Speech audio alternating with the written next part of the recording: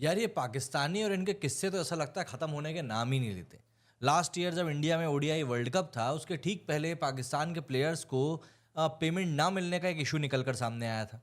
और अब एक बार फिर से वही हो रहा है। इस बार पाकिस्तान की जो वुमेन क्रिकेट टीम है वो फिलहाल T20 वर्ल्ड कप में भाग ले रही है। और पाकिस्तान क्रिकेट टीम, चाहे वो मेन हो या वुमेन हो, चाहे वो डोमेस्टिक हो या फ्रेंचाइजी में खेलने वाले खिलाड़ी हों, उन सबको लेकर इस समय यही बात निकल कर सामने आ रही है कि पीसीबी की तरफ से किसी को भी पेमेंट नहीं किया गया है। अब देखिए, चाहे वो ईटेड होने वाला मजदूर हो या फिर कोई बड़ी कंपनी का सीईओ, काम सब पैसे के लिए ही करते हैं और खिलाड़ी भी कहीं ना कहीं उससे अछूते नहीं है। बस इनके साथ में फायदा ये रहता है कि अपने पैशन को फॉलो कर रहे होते हैं। अब बेचारों को जब खेलने की एवज में जो उनका पैसा, जो उनका मेहनताना बन रहा है, वही नहीं मिलेगा, तो ऑब्वियस सी बात है भाई, उनको तो दिक्कत होगी। और यही चीज़ इस समय पाकिस्तान क्रिकेट में चल रही है। और पाकिस्तान क्रिकेट में वैसे भी कुछ ना कुछ चलता ही रहता है। अभी कप्तानी को लेकर भी काफ़ी कुछ चल रहा है। ऐसे में अगर मैं आपको पूरी रिपोर्ट बताऊं, तो इस समय पाकिस्तान क्रिकेट कैंप में काफ़ी ज़्यादा अनरेस्ट क्रिएट हो रहा है।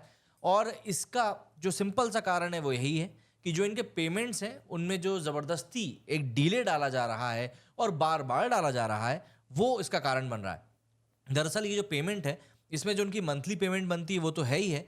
इसके साथ में जो स्पॉन्सरशिप का शेयर प्लेयर्स को मिलता है वो भी शामिल है। एंड जो सेंट्रल कॉन्ट्रैक्ट है जिसको कि अनाउंस किया जाना चाहिए था, वो भी अभी तक अनाउंस नहीं किया गया है।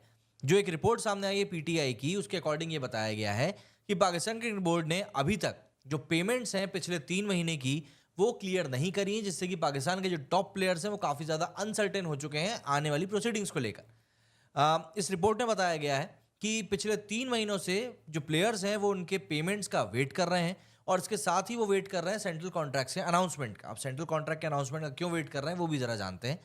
दरअसल जो पिछला सेंट्रल कॉन्ट्रैक्ट था उसमें एग्रीमेंट किया गया था पीसीबी और प्लेयर्स के बीच में कि उनको सिग्निफिकेंट बेनिफिट्स दिए जाएंगे, जिसमें कि सैलरी तो बढ़ेगी बढ़ेगी, उसका तो एक पॉइंट था ही। इसके अलावा प्लेयर्स जो कैटेगरी ए में है, जिसमें कि बाबर आजम है, मोहम्मद रिजवान है, शाहीन शाह अफरीदी है, इन लोगों को मंथली रिटेनर के रूप में 45 लाख रुपए जो टैक्स रिडक्शन के बाद दिए जाएंगे।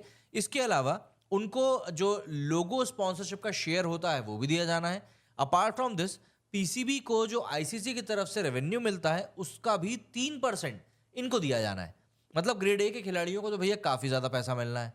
तो इसी के मुताबिक बताया जा रहा है कि प्लेयर शेयर जो हुआ है आईसीसी के रेवेन्यू से, वो अमाउंट जा रहा है करीब करीब 15 लाख रुपए के आसपास। मतलब एक खिलाड़ी को 15 लाख रुपए मिलेंगे। और आई थिंक ये हम लोग पाकिस्तानी रुपीस की बात कर रहे हैं। हाउएवर जो अभी सिनेरियो समझ में आया है वो ये कि पेमेंट डिले जो हुए हैं उसके कारण खिलाड़ियों में काफ़ी ज़्यादा अनसर्टेनिटी बढ़ रही है।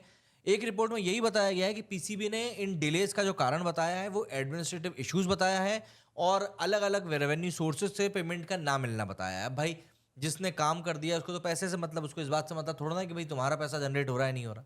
खैर, पीसीबी ने एक और क्लैरिफिकेशन दी। उन्होंने कहा कि वो फिलहाल काफ़ी सारा पैसा 3 स्टेडियम्स को फेसलिफ्ट करने के ऊपर खर्च कर रहा है, जिनमें कि चैंपियंस ट्रॉफी के मैचेस खेले जाएंगे।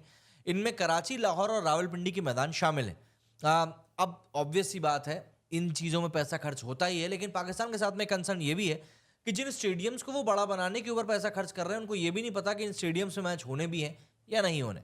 खैर, अब इसके साथ ही सोर्स ने ये भी क्लियर किया है कि लेकिन by the end of October जो पेमेंट्स हैं वो हर एक खिलाड़ी के पूरे कर दिए जाएंगे। इसके अलावा जो फ्यूचर सेंट्रल कॉन्ट्रैक्ट के इंक्रीमेंट्स हैं जो कि 2024-25 और 25-26 के लिए प्रॉमिस किए गए थे, उनकी भी अर्निंग्स को डिस्क्लोज करना पड़ेगा। कैटेगरी ए की बात करें तो जो रिटेनर्स रहेंगे कैटेगरी ए के, उनको उम्मीद है कि करीब 20,70,000 रुपए का इन लोगों को हाइक दिया जाएगा। एंड इसी तरीके से grade B, grade C, grade D के जो प्लेयर्स हैं उनकी भी जो पेमेंट है उसमें हाइक मिलेगा। लेकिन जो ये प्लेयर्स हैं उन लोगों को अभी तक एडमिनिस्ट्रेटिव डिले के कारण कोई क्लैरिटी नहीं दी गई है कि ये सेंट्रल कॉन्ट्रैक्ट कब तक डिक्लेयर किया जाएगा और फिर उसकी पेमेंट कब तक रिलीज होगी। मतलब क्या ही बताएं उसके बारे में। सबसे इंटरेस्टिंग बात तो ये है कि पाकिस्तान की विमेन टीम जो कि इस समय मिडिल ईस्ट में T20 वर्ल्ड कप में हिस्सा ले रही है बांग्लादेश की मेज़बानी में, उनको तक यहाँ पर पैसा नहीं दिया गया है। उसके अलावा जो डोमेस्टिक प्लेयर्स हैं या फिर पाकिस्तान सुपर लीग के जो फ्रेंचाइजीज हैं, उनको भी पेमेंट में अभी तक डिले देखने को मिल रहा है।